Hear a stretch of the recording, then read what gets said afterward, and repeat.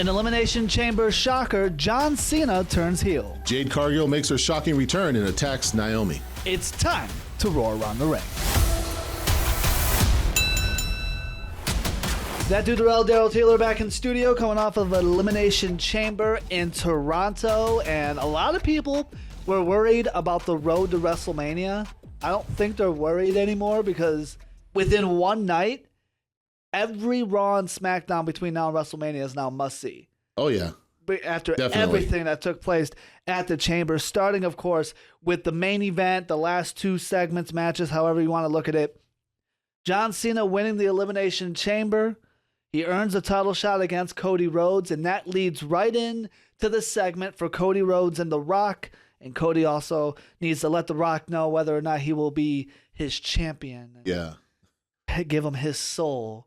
So romantic. It felt very romantic leading up to it. I think I texted you. It felt like the beginning. The whole beginning of that segment felt like the beginning of a inappropriate video that was supposed to happen. Well, right there live in Toronto. I want it all, Rock. I'm like, okay, what is happening here? Thought we were going to get the Edge and Lita celebration. Yeah, you thought Edge and Lita did it bad. Come on now. So Cody and The Rock segment leads right into John Cena, and John Cena still in the ring for this, by the way, and loved his reactions as Cody Rhodes went on to tell The Rock to go fuck yourself. Yeah. Just very, explicitly. Yes. Which was almost jarring coming from Cody Rhodes. Yeah. Cody, if it came from Punk or even Cena, yeah, it would have been like, oh.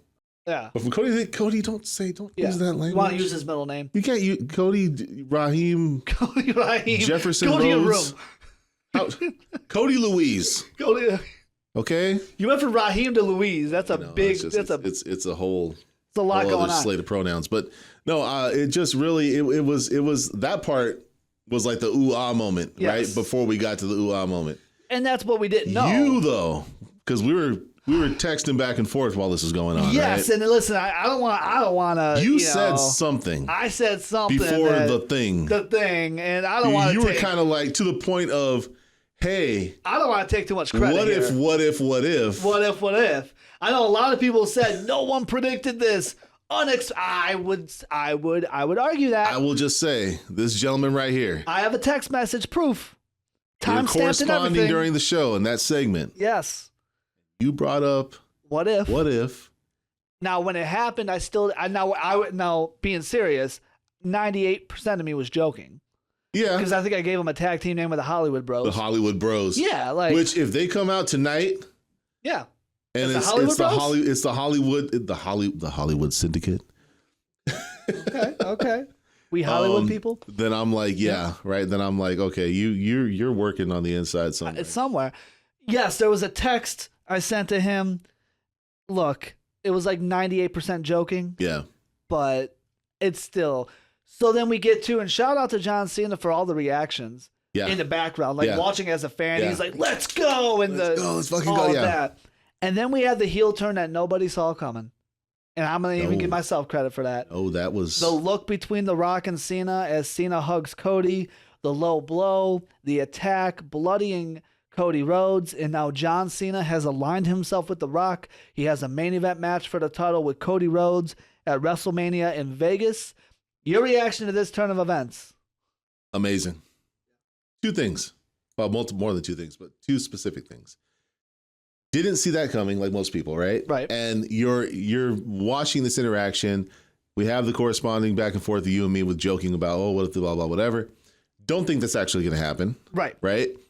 And when the hug happens, I'm like, okay, my first thought is, oh, somebody's either going to come out, something's going to happen. Is Rock going to or is Cody going to actually turn on Cena? Right. That's what I'm thinking is going to happen. Right. On top of that, in the midst of that, I'm wondering what the fuck Travis Scott is doing out there. Yeah. That was a whole other thing. I'm like, are you playing the Dennis Rodman role that he did in the NWO? What are you doing here, dude? Yeah. But that aside, I really thought we were going to get a swerve against Cena with Cody turning, and that obviously was not how it happened. Yeah, no, I thought the moment was Cody telling The Rock to go fuck himself, right? And I thought it was going to lead to Cody and The Rock, or Cody and Cena taking out The Rock. And I thought maybe the heel turn would happen at WrestleMania, right? A la WrestleMania 17. Look, it's just another example of Triple H going outside the box. He is so aware that wrestling fans have been trained to expect one or two options, right? In every storyline we go, it's either going to be this or this. And he knows we're thinking that because we have 20 plus years of wrestling at this level to follow, to reference and go, yeah, it's either going to be Cody turns heel or Cody's going to be the babyface superhero that, gets past The Rock. And he goes, none of the above. Right. And he goes the route that people did not see coming, and I love it. The indoctrination of the former guy is heavy on a lot of us because we grew up with, here is the blueprint for how things go. Yeah. This is the way you progress a story. This is what the heel does, the babyface does. Yes. Here's everything in between you have to do. This is how you get to your big Mania match, your blow-off match, whatever. Sure. So we're like, hey, the obvious thing that makes sense is if we're going to have, Cody, one of these guys is going to turn heel. It's not going to be Cena because he's the good guy. Right. And it's like, no, we do things differently now. Yeah. And the fact that we're still shocked by these things is further to the point that our mindset is stuck on just one way of doing things. Well, and the beauty of it is that as shocked as we are, we didn't see it coming. It makes sense. Yeah.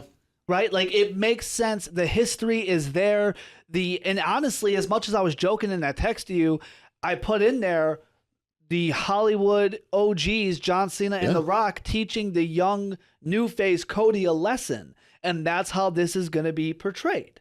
Right? Like, and that's why it makes sense. So I absolutely loved everything about this. It's very rare. And you mentioned at the top of the show, Jade Cargill. We'll get to that. Yeah. It's very rare, and for me at least, watching at home and watching wrestling, that I audibly react.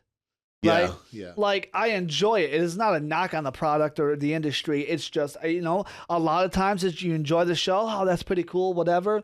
And that's it. I was jumping up and down, screaming at what was happening on the TV. And that happened multiple times at Elimination Chamber. And of course, this being the biggest one. There are two critiques. I want to get that out of the way because I just want to give this segment all of its flowers. But tell us how much critiques. You hated it. Go. Number one, you mentioned it already. Why is Travis Scott there? Yeah, thank you for because it was just a thing. Like, why are you here? What are you doing? Yes, like, this makes no sense. I understand why you're there to begin with. It's a distraction. Oh, cool. You came out with The Rock. Hang out outside the ring. I'm trying to watch wrestling and Travis Scott's in my way. Like, that's exactly how I felt. Doing some weird shit with Sage. Yes, like, I'm like, dude, are you having like a episode? Like, what's happening? What is happening? Like, let Rock and Cena do, like, get out of the way. Move. So that was one thing. The second thing, which is not something that I normally critique in WWE, because especially Michael Cole, that had to be one of the worst selling jobs from the announcers I've ever heard. Because normally in a big moment, they either lay out and it's silence until the very end where they kind of give some little comments at the very end, or they're freaking out. And they were awkwardly in the middle. And it just felt like the sell wasn't there for how big this moment was. And I don't know what was going on down there, who to point it to, whatever. But it was like, there was like awkward comments in the middle, and it didn't feel to be as emotional as it should be with how big the moment was. So it's like either lay out or go off, because this is huge. Yeah. And you were kind of awkwardly in the middle.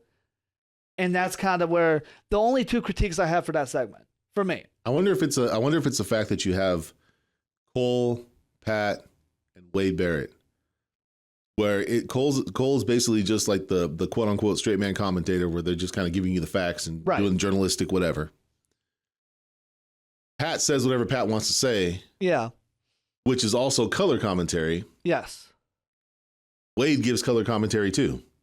Yes. So you have two guys. There's a weird imbalance going with that. And that's what it kind of felt like. It felt as if Michael Cole was trying to do what Pat and Wade should have been doing. Yes. Because it's usually the color guys that give that crazy reaction. But it's not his thing to do. Yeah. Because it's usually the straight man play-by-play to go, like, try to, tell us what's going on and why it could be happening. while the color guys flip out and emotionally react. Yeah, like the whole what was the comedy? He said something about You want to go out like that? You want to do this shit or something? Yeah, it's like it felt like Michael Cole was that's trying. a Pat line. Yes, Michael Cole was doing what Pat and Wade should have been doing, and I will say, speaking on it, and we'll get back to giving the segment its flowers.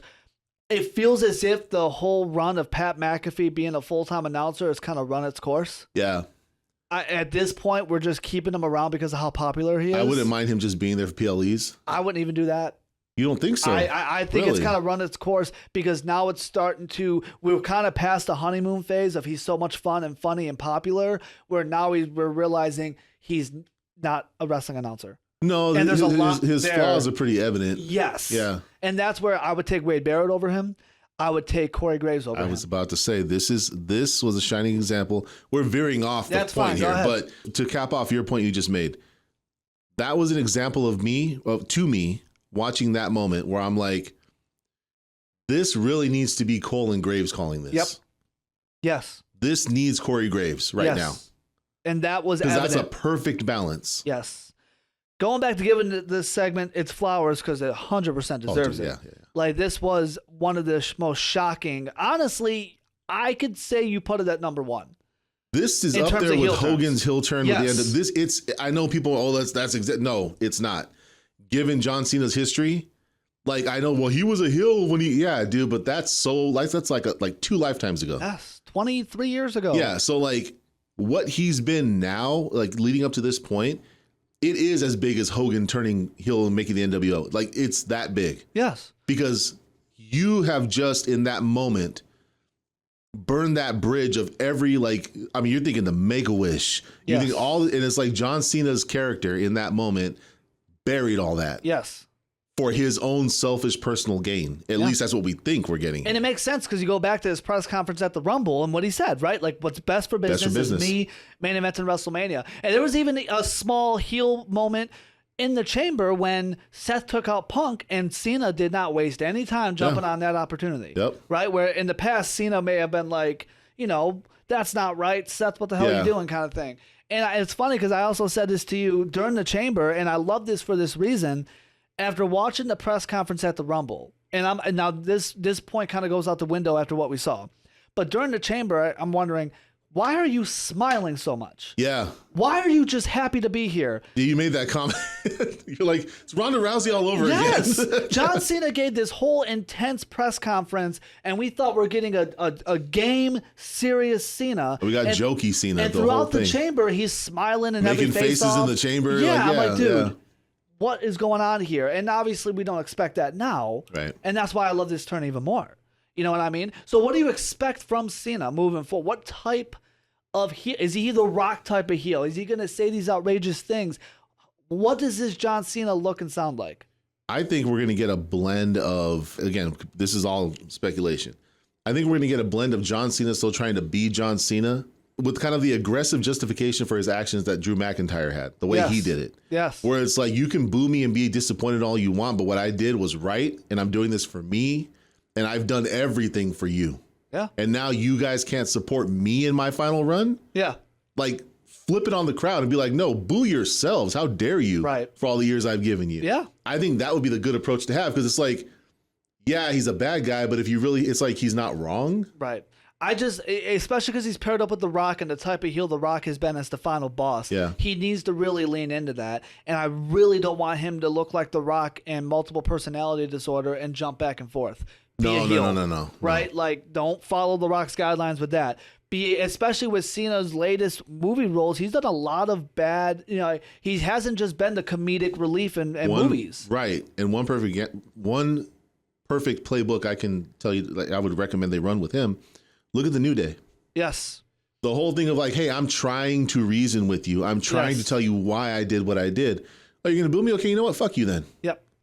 Fuck you then. I'll do it myself. I don't need you. And I think that's the way you could have The Rock there basically trying to like, don't you boo my champion. Don't you boo, and it's like, yeah. And then there is that link. It's the same. It's kind of a repeat of Roman Rock, except that Roman and Rock last year didn't have the history that you have with The Rock and Cena. Yes. Where it's like, these are two opposing forces who are like, hey, wait a minute. We're the two biggest Hollywood And they stars out are. of this thing. That's the thing. Like, why are we again? We should own this place. That's why I put this above Hogan.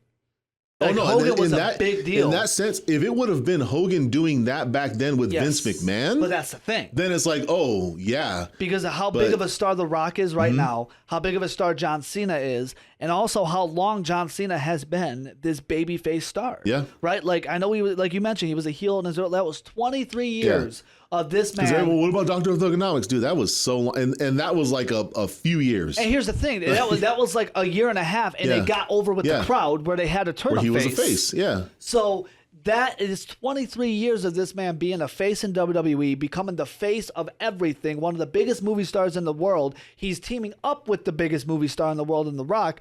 This is huge, and he is going to beat Cody Rhodes for this title at WrestleMania. It's two of the biggest names in the history of the company, not named Steve Austin. Yes. Who, shit, you never know, might play a role in this. Yeah, right? Who are essentially telling the new guy who is the face of the company now, like, you don't know anything about that. Yes. We're going to show you what it's about to be the face of the company. I will say that John Cena doing this, he needs to beat Cody Rhodes at WrestleMania.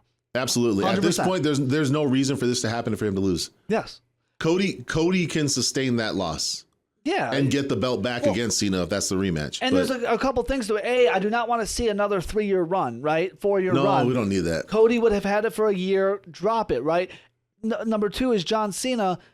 This is a final year, not a final match, not a final story. So how is he going to go through the rest of this year if he did all of this just to lose at WrestleMania? That's what I'm saying. He can't. And then the next question, because I've been reading some of it online. Well, if is he going to be like this the whole year? He doesn't have to be. For the reasons I just said, though, he's justifying why he feels he needs to do this, and he's aligned himself where he's aligned himself. After WrestleMania, he can be on that run because he will then be like, The Rock's going to be like, well, you owe me now because I provided this for you. Well, and that will eventually lead to the undoing of the heel. You have John Cena and The Rock run 2025. Yeah. That's what happens. John Cena is The Rock's champion. And if you want Cody to get his lick back, Cody could be the one that takes his championship back and ends that. And that's the thing. And I have a thought about that in terms of how the chamber went. But when it comes to John Cena and The Rock, like, this could make his final run that much more intense, right? All these dream matches that people wanted to see, now you have an easy in, right? You have an easy in to see Cena and Roman again. You have an easy in to see Cena and Punk. We're getting Cena and Cody. All these people who are going to want to take this title from Cena and the power from The Rock. The stories are instantly there. And the matches are going to be so much more of a spectacle because now it's under final boss rules. Yes. Assumingly, you're going against his champion. He has full say on what kind of match. He's probably outside the ring. He's going to, if not even that, in any press conference, it'll be like a UFC fight or a boxing press conference where it's like, Rock is basically the promoter for his champion. If you're going to face my champion, you're facing him on my rules. Yeah. It makes every match, and do the bullshit thing where I handpick your opponents for you because I'm protecting my. It just, there's a lot that they can play into. This feels like a legit pivot, though, and I know that was a word used last year for WrestleMania. 2024 word. It is a 2024 word, but it definitely feels as if they did the same thing this year. We just haven't seen it as much, and they may not broadcast as dramatic. it, right? Yeah. Because you go back, The Rock showed up at Bad Blood in October, and then he went away, and he did the signal to Cody and Roman. Yeah. So he did that. Didn't see him till the Raw debut on Netflix. We're assuming Rock Roman. He didn't do much at the debut on Netflix. Had a stare down with Roman after he won the Ula Fala back. Here is where I believe the pivot went in and why things have changed. If you go back and watch the debut on Netflix, there is a part that no one is talking about. That Roman told Paul Heyman that on the Raw before the Rumble, he wants a ceremony for his Ula Fala. That never happened. And they never made note of it.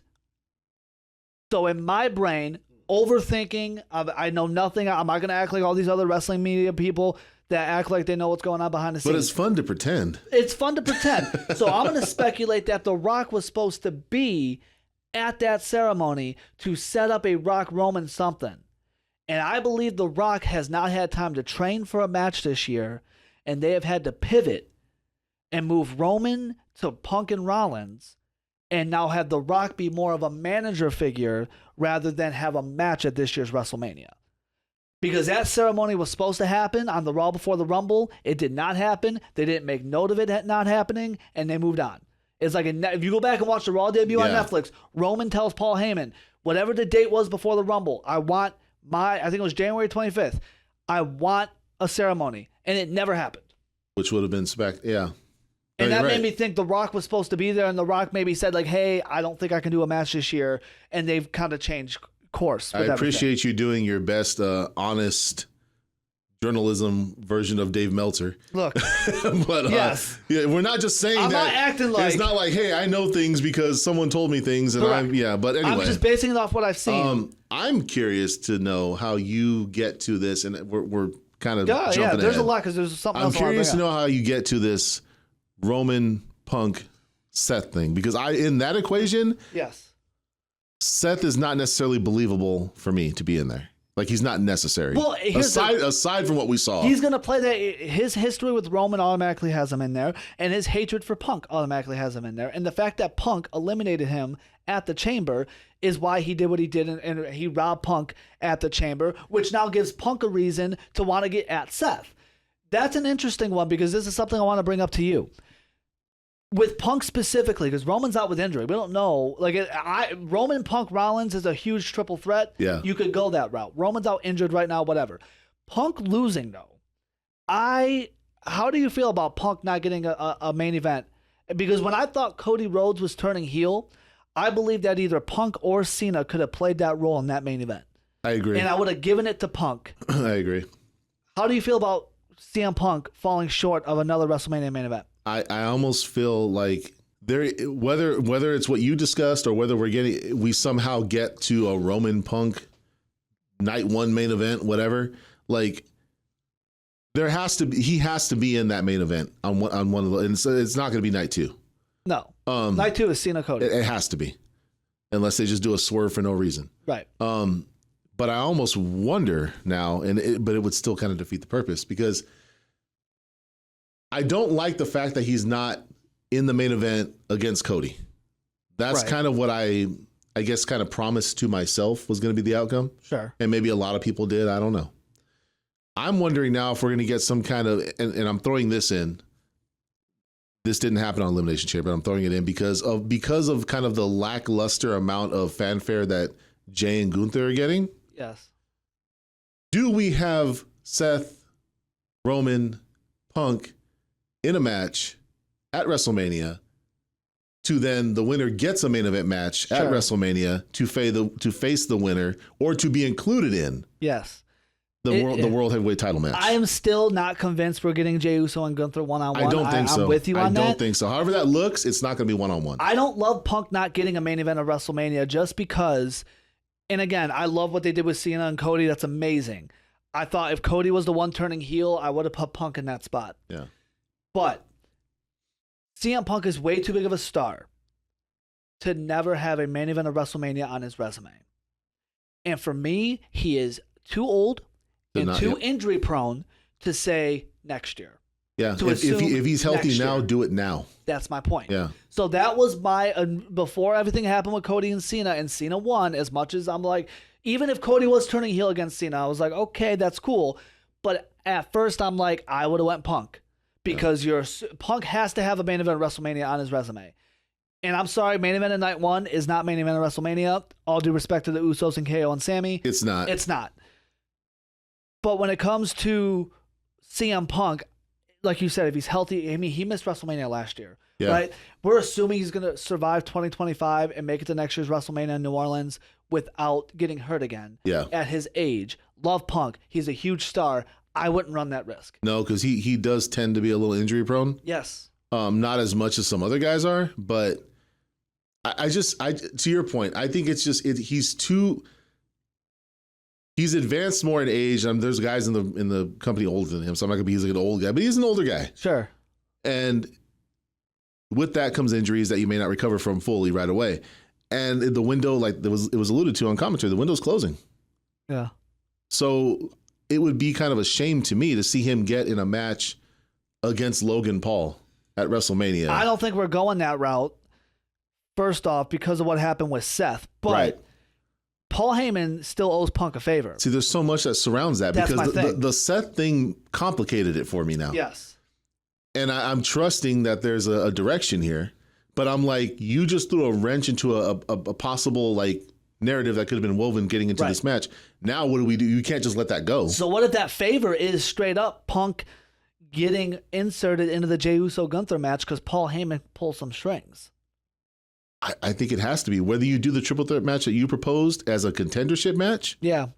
which I like because there's a story between all three people, Yeah.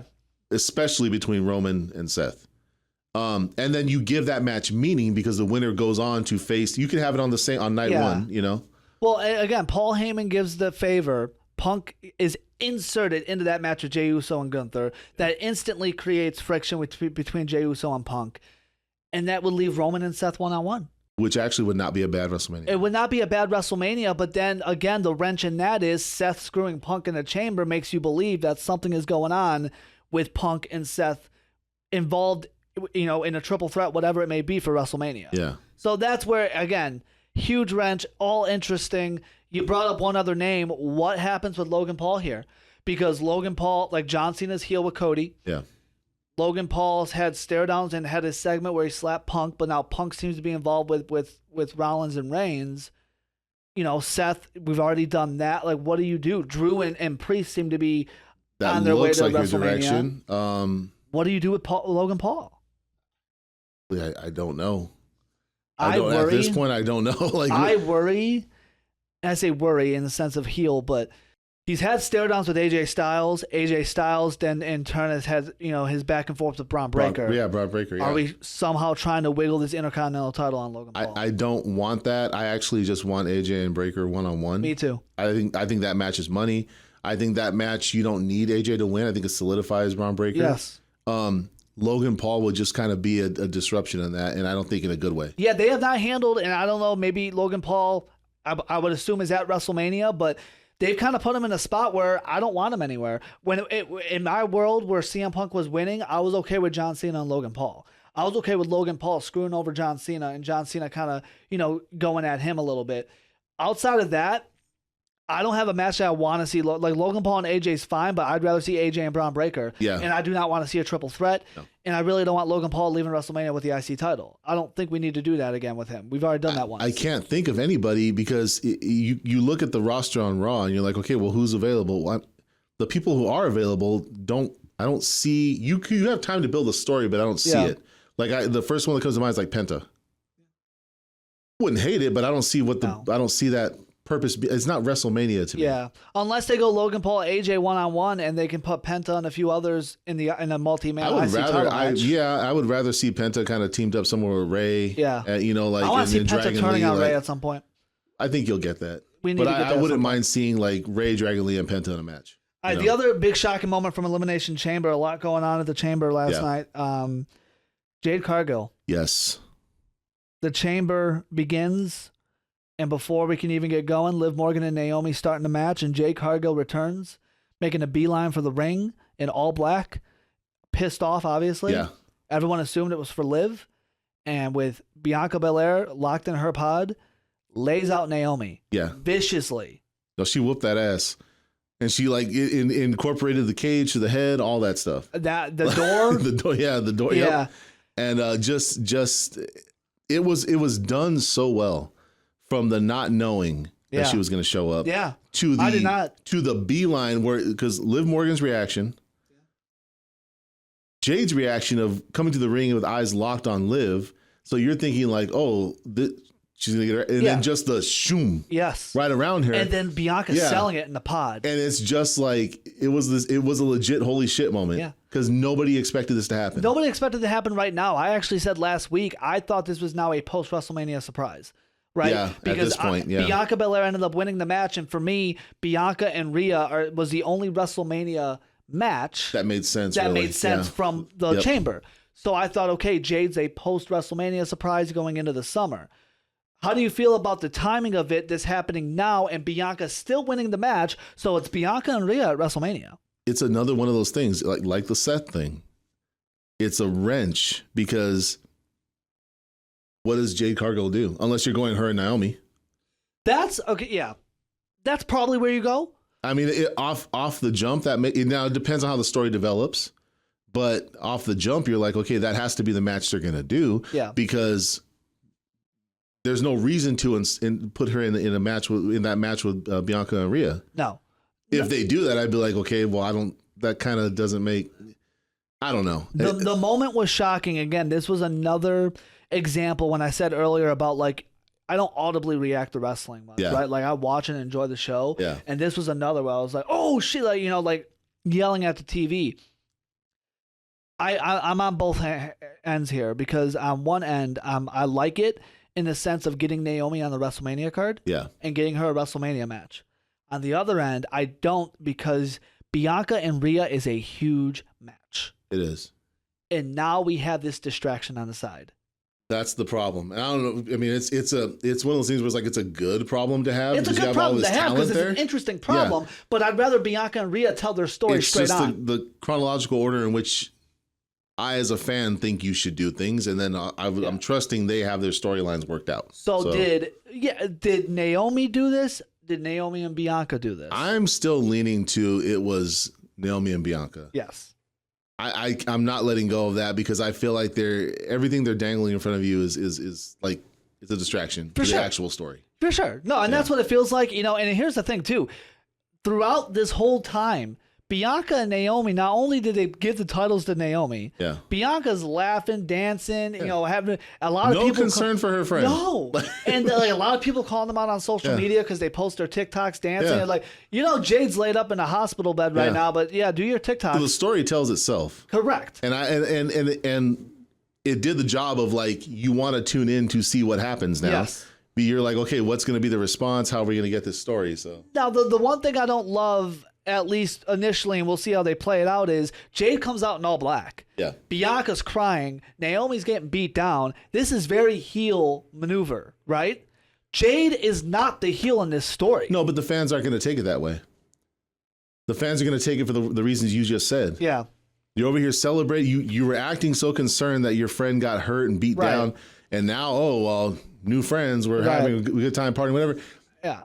The justification in the story is like, anybody would come back pissed, especially if they knew who did it to them. Yeah. I love the moment. Bianca sold it. It was intense, right? Bianca not being able to do anything about it. The shocking, like amazing. I love the story. It was a very violent, dramatic emotional display. Yeah, it was very good. To start the show too. Like we're going. It kicked off hot. Yeah. So I love it for that reason. And in terms of what it could mean, at some point we're going to get that Triple H Shawn Michaels segment. I think we will. Where we see the tape of them that doing we all kind of can't stand collectively. But I think big picture, Jade can be the badass as she is. Bianca is an amazing heel, and at some point she needs to own it. Like, she can be the shocked, oh my God, what's going on right now, and play dumb. But man, when that, like, just how Triple H, once he was shown on camera flipped, I need to see the same thing from Bianca. Here's the cool shit about this too. The constant discussion over Jade Cargill from last year and then when she came in was ring readiness, all that. She doesn't need to be in this story. No. All you have to do is be pissed off and beat people up. Yep. And she is perfect for that. And the relationship is genuine with Naomi and Bianca. Yeah. For them to be like, this is what it needs to be. Yeah. Do it. Yeah. Right? Like, we don't need to be pretty out there. We don't need to put on these great maneuvers. Beat the hell out of me.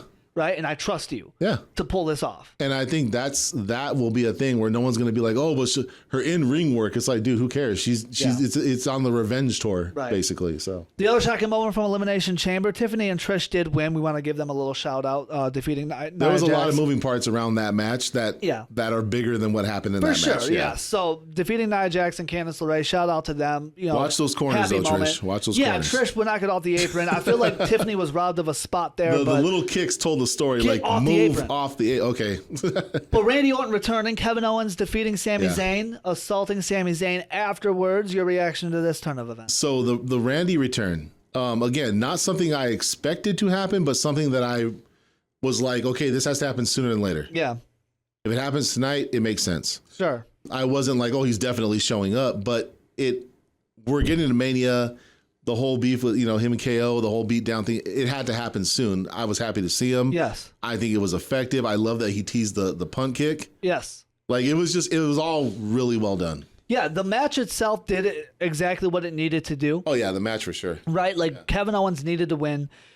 Sami Zayn, and that's how outrageous this is. I love how you said Sami should just burn his flannel and cut his hair in shame. I did say that. Yeah. I think it's time for Sami Zayn to take a break.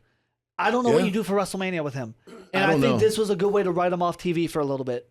Because what do you do for WrestleMania with him? Kevin Owens and Randy Orton probably one-on-one. You could have him come back during the match at WrestleMania to help out Randy. Fine. But at that point, Sami Zayn needs to go away. No, I agree. I think that's all you need to do. Right. And I agree. Yeah. Cut the hair, burn the flannel, and reinvent yourself. Because damn it, you're boring. Go learn to hold, as JR used to say. You're boring. You come out like this whole feud was great. I love what they did with the families involved and so on. Kevin Owens and Sami Zayn never miss. But Sami Zayn in a box has been boring. I question, and this is a legitimate question. Outside of Sami's music, outside of the nostalgia that we have for him with the bloodline, is anybody really invested in him winning anything? No, never been. I'm not. I'm saying there might be fans out there that are. I'm not. He's always been the underdog. He is funny. He is irritating as a heel, and they have not used either one of those things in 2 years. I feel like his moment in Montreal against Roman was the peak. That was it. Because he was funny and irritating as a heel with the bloodline. He was irritating as a heel even before the bloodline when he was doing the Johnny Knoxville thing and so on and whatever. And now they haven't used either one of those things. He's been this emotional, guy who's trying to win but keeps losing for 2 years now. It's almost like what AEW does with Hangman Page, except Hangman Page does it better. Yes. It's essentially that. Yeah. Especially because we know Sami Zayn is funny. And we know he's so much better as that obnoxious heel. And I don't expect Hangman Page to be funny. Yes. Not one bit. When it comes to Randy Orton coming back, love that. The timing of it makes sense. We can tell that story. Kevin Owens is in his Mick Foley era. Oh, yeah. It's just all violence now. Yes. It's just all violent matches now. Which Randy Orton needs to turn back the clock to 2009 for this entire story. No, if you're gonna speak on Mick Foley, turn back the clock 2003 Backlash. There you go. Let's go back to that far. Let's redo that match at WrestleMania. Hardcore rules or whatever you want to call it. Do it. And have that match, that style match. That's your non-sanctioned match. Yes. That's what your non-sanctioned match should have been. You could easily get away with doing that again with those two. Yeah. And I think they call it differently. I think they go hardcore rules or something and kind of just really just give them that Kevin. That just say falls count anywhere, no disqualification, whatever you want to call it, but really give that Mick Foley feel. Yeah. And I could see a Kevin Owens Randy Orton match that, like you mentioned, 100% emulates Backlash 2004. How would you feel about Hell in a Cell? No. Too much? You don't think it justifies it? No, why I don't. Not? I'm curious to know because I just had the idea right now. Why not? I feel like these two can do Kevin Owens specifically in what we've seen from Edge him. and Finn had one. They did, but I feel like it kind of like Kevin Owens does some crazy shit, and I feel you don't want it contained. I don't want it contained. I got you. Okay, right? I don't want it contained one bit. And that being said, before we move on, because we gotta get some AEW Revolution predictions, I gotta say, I appreciate what the Elimination Chamber does in terms of a fast track to what we're gonna see at WrestleMania. Guys, got to be my least favorite stipulation match ever. It's one of those things where it overpromises and underdelivers. 100%. Like it drags, no matter how big the names are in that match. And I'm not saying in the sense of I want blood and it's I get it. Like you can't have a hardcore match every time, but you're selling it as such. The type of match it is, it's contained. You got 6 people in there, the pods. There's only so much you can do stunt wise, storyline wise. I've seen it all. It's for the reasons why they took the Hell in a Cell. They took the participants out into the top and all that. That's why. Exactly, right? So you can't do that in the chamber. No. So that's where it's I appreciate what it does. It's a fast track to WrestleMania, but God, I hate watching it. Plus, I will say, being at an event live, if you're not sitting close to the cell, you're just looking through a mesh screen. 100%. It's not that cool. It's tough. It's tough to get. We do have another pay-per-view next week. Let's shift gears to AEW. No pun intended, but full gear. Well, I see what you did there. Yeah, not bad. It was a little bit of a stretch because it's not the pay-per-view. Don't hurt yourself, Revolution. Revolution is next week. You did a whole revolution to get. Okay, see? You're good. We're trying. It's good to have you back in the studio. All right, let's do Revolution in Los Angeles, some predictions of the big matches that we have coming up. And let's start with the world title match, Jon Moxley defending against Adam Copeland. I think Cope has to win this. One, I'm tired of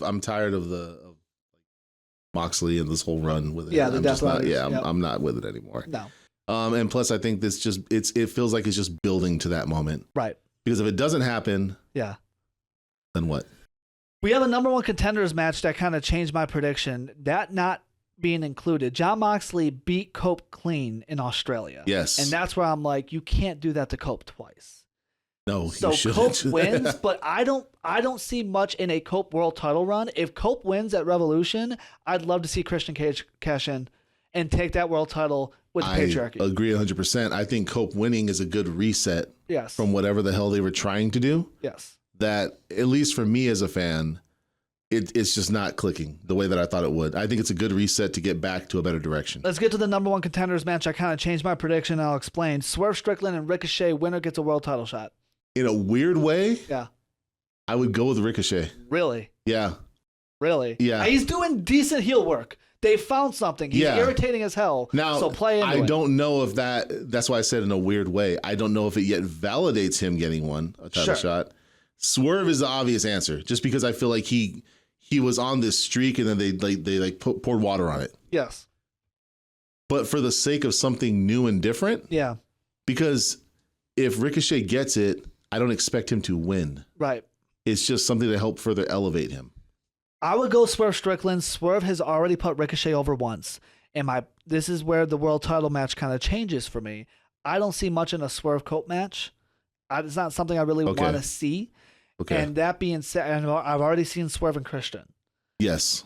Swerve and Moxley, as much as we don't want this Death Riders thing to go on, that match kind of fits a good pay-per-view title match. He'd be a good next challenger, and no, Ricochet does not deserve a world title shot yet. Okay. Swerve, I think, would be a good counter to that group. It would be something new. It'd be something fresh. Sure. Him going up against Death Riders. As much fanfare as he has with the AEW fan base, I feel like there's a lot more momentum with Copeland, which to me just makes more sense. Let's go MJF Adam Page, one-on-one. Okay. Man. I have to go with Hangman on this one. Really? Yeah. Just because I don't know. I just have a thing against MJF now. I would have normally said MJF because I love his further gloating over a win that he probably didn't deserve. Sure. However he got it. Sure. But I want them to maintain something with Hangman for once and just keep it going. Yeah. And that's the downside of this feud. The feud is good. Yeah. But it's repetitive. Yes. Right? Because one of two things is going to happen that we've already seen. Either MJF is going to lose again, and we're going to be like, why are we not pushing this guy? He was the face of your company. By the way, he got rid of that tattoo. Removed. Good for him. Contract negotiations might be still starting. there, by the way. Yeah. You really dug your heels on that one. Listen. Or we're going to have Adam Page lose again and be disgruntled and figure out who he is. And we've told both. I think what's more important here is MJF winning, getting closer to that world title picture. This dude was the face of their company, and they've stuck him with Dustin Rhodes and Jeff Jarrett for 4 months. Yeah, that was something You need to else. push this dude to the world title picture. And a win over Adam Page on pay-per-view does that. I got to go MJF here. I just have to. I think so. Watching their back and forth, just war of words, not the teased physicality. Yeah. On Dynamite, I felt what you just said in the sense of like, where do we go from here, though? Yeah. Like, you guys are both making pretty good valid points here. Yeah. But where do we go? I feel like we're going to have repetitiveness on both ends. Exactly. So it's kind of a lose-lose in a sense in this which match. is why I jumped to the Hangman side, because I'm like, I want to see something sustainable with you. Yeah. MJF is always MJF. He's just put in dumb situations. Yeah. Let's go Konosuke Takeshita and Kenny Omega for the international title. Who you got? Kenny Omega. Yeah, Kenny Omega. Yeah, Takeshia's held that title long enough. Yeah. And I think it's a avenge the Don Callis family moment. Yes. For both, which we'll get to the next match. One thing I'll say is, why did we do a mini tournament to get to this after Kenny Omega challenged Takeshita, and then within this tournament, the final boss was Kenny Omega, even though Takeshita's the champion. I don't AEW in their tournaments. I'm not going to try because it's AEW. It makes no sense. It's like Okada having to go through his entire tournament to defend a title he why already not has. have a tournament where you face him? Yep. Anyway, yeah, I'm not going to overthink that. Kenny I'm Omega picking should, Kenny Omega. Yeah. Kenny Omega should win this match. Kyle Fletcher, Will Ospreay, steel cage match. I mean, whatever happens is going to be fucking great. It's going to be match of the night. Yeah, hands down. I'm going to go with, just to be different, I'll say Fletcher. But I don't know where the upside is with that. I don't know, because it's like, again, Will can win because he's going to be the guy as far as their baby faces go. But then I'm like, well, if we're done with this story, like if we're going to walk away from this feud altogether, then Ospreay has to win it. Yeah. What do you do with Kyle Fletcher at that point, though? Yeah. I don't know. Fletcher's already gotten his moment to beat Ospreay. Yeah. I really think Ospreay gets the win here. Well, the first thought out, yeah, he did. So yeah, so I really think Ospreay gets the win here, and I think Ospreay and Omega kind of have their big Avenge the Don Callis family moment at this pay-per-view. I think it could be. Yeah. The feud it's been great. I've enjoyed this feud. I just think it's kind of run its course, where it's like this is the perfect, not run its course like it's gotten old, but I think after this pay-per-view, if we continue to do it, it's going to get old. I think this pay-per-view is the perfect finishing touches. Blow off everything? Blow off everything. And yeah, I guess to your point, you're right in the sense of like you can't keep Ospreay, especially in a holding pattern. Yeah. This guy is your guy. Yeah. And we have to eventually ascend that now. Lastly, Toni Storm, Mariah May again for the women's title. Who you got? Just Toni Storm because I think she's doing awesome work again. Yeah. Yeah, this is a great story. Toni Storm should retain. Again, the timing of everything. I was going to say, how do you feel about them just the time? Yeah. The timing of everything has kind of thrown this all off because I hate Mariah May taking a second loss in a couple weeks. But I don't think she should then just get the title right back. I feel like they jumped into this timeless character way too quick. I agree. And that's what I was going to ask you. You know what I mean? Agree. I feel like she could have broken into this timeless character after losing at Grand Slam and then won the title for Mariah May as timeless Toni Storm at Revolution. Yeah. If we were just going to do this match again, you could have hung on. Yeah. Right? And avoid Mariah May taking 2 losses or Toni Storm dropping the title right back. Either way, I agree. Toni Storm should win. This story has been good. It could have been handled a lot better, which we say a lot when it comes to AEW. Yeah, and we've said it with WWE, to be fair. Yeah. But lately, let's be real, people. Yep. Shout out to Michael Cole thinking that the watch was brass knucks, by the way. And Pat McAfee had to be like, that's a Rolex, Cole. Yeah, because I saw, my initial thought, the way Cena had, I'm like, when the hell did they bring brass knucks to the ring? And then I'm Cole Cole's like, brass knucks. I'm like, that's... And I'm like, when did those get in the ring? Who had brass knucks? Yeah. Who gave them to him? I didn't see this. Why is Travis Scott there? Yeah, we're still asking that question. Rumor is he's still in Toronto. Yeah. In the building. And they're just like, sir, you have to leave. Every Raw, every SmackDown. Yeah. He's just going to be standing in the ring during the main event of WrestleMania. He's like in the back of Triple H's limo, and Triple H is like, I don't understand why you're still here. Why are you still here? We paid you your money, please leave. You're fine. Yeah. You weren't even supposed to be in the ring. Why are you touching We Cody? may need you back for WrestleMania, but that's like not till April, dude. Go away. Find Roar Around the Ring on social media, all over on YouTube, at Roar Around the Ring, on social media, at JV Around the Ring. He's at Dude Daryl Taylor. I'm Justin Valentine. We'll talk to you guys very soon.